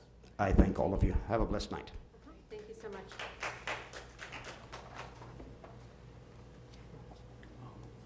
Deputy Officer, could you Bye, nice seeing you.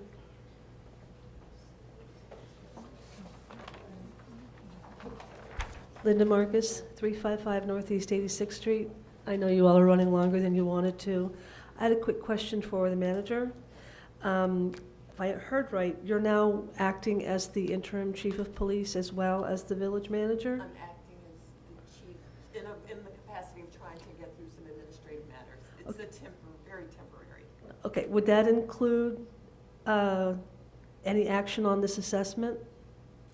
It already has. I've been working with the officers to address some of the CGIS requirements because that's a more immediate need. I can't do that and do the village business, but I am working on it the best I can. We need to really identify a new police chief, and that is my priority, so that he can then, or she can then Because I start know that. that it's two totally divergent Absolutely. and sometimes conflicting. Right, and that's why this is very, very temporary. That's Okay, my is priority. there a time limit? Have you made clear to the council at what date or at what point you are no longer willing to serve in both capacities? Is there like a hire by date? No. Because we still have to vet and do that in a transparent way so that the community can see, how this happens in this whole process. But if that doesn't, if we can't resolve it quickly, I foresee. If you can't hire someone quickly. Right, then Okay. I don't see that I would continue in that capacity. We would find some other mechanism. We do have MOUs and mutual aid agreements with other municipalities. Perhaps they can assist us with police administration and police chief duties, as well as staff here. We also have a corporal who is a supervisor who can also assist in that capacity as well. We will address it. That was my next question. There's no possibility of promoting someone from within at this point, from within the police department to serve? It's a consideration, but it's not a promotion. It would just be acting until we place the permanent. I'm concerned about the workload that you might be looking at, because this is a comprehensive report, and I gather that there are some issues. My second question is, can you tell me the reason why the police chief left? I don't know. There was no reason given in his letter of resignation? No. Okay. Have you assessed the underlying reasons for the turnover part-timers? I have some idea. I think that. Is it in the McGrath report? No, Okay. Are you willing to share that reason? no, not at this point. I don't know it to confirm it, and I wouldn't want to share that. Okay. I would like to say that a couple of residents here have spoken about reciprocity of sharing information and keeping each other informed. I don't find that a good answer. Well, it's the one I can provide. I don't know. We don't have exit interviews, so I don't know for sure why. I have my thoughts, but that's not. Okay, that's fair enough. basing If any- you don't have the information, that's fair I enough. don't have that information, so that's the only answer I can give you. So it's not that you're not willing to share, it's that we don't have that information? Yes. Okay. Right, exactly. I Is have my that- own opinions, but I Oh, don't have okay. information. Is that part of the McGrath report to address turnover? Yes, that's going to be in the exit interviews and doing a better job of tracking our staff. So we're going to institute exit interviews? Absolutely. Okay, all right. I didn't mean to put you on the spot or challenge you or anything. I know that the manager position is a challenge enough without the added extra. And I'm going to join my voice to the chorus. Without a police department, we won't be a village anymore. We will really lose a lot of our protection. I had a reason to call code enforcement, and my hat's off to them. And I won't take any more of your time, but I will mention, if you would like, there are 2 dead trees outside of the tot lot gate. So the gentleman who spoke about his tree issue, I know that they probably are timed out. I think they were part of the new planting when we earned Tree City. So they're dead, they need to come out, and they're very small, so it shouldn't be a big issue. If they're still under contract, whoever put them in could yoke them back out. Robert, no. Because it looks a little weird to have Tree City and then 2 dead trees. Okay. Okay? Thank you guys very much, Nice appreciate your seeing you, time. Linda. Have a good night. Have a good night. Any other public comments? Okay. Hearing none, I'm going to close public comments and open it up back to the Public Safety Committee agenda. Any other comments from the committee? Okay, hearing none, may I have a motion to adjourn? Motion to adjourn. Motion's been made by Councilperson Roman. Is there a second? Second by Vice Mayor Nickerson. All in favor, signal by saying aye. Aye. Any nays? Hearing none, the public safety concludes at 8:37 PM. Thank you.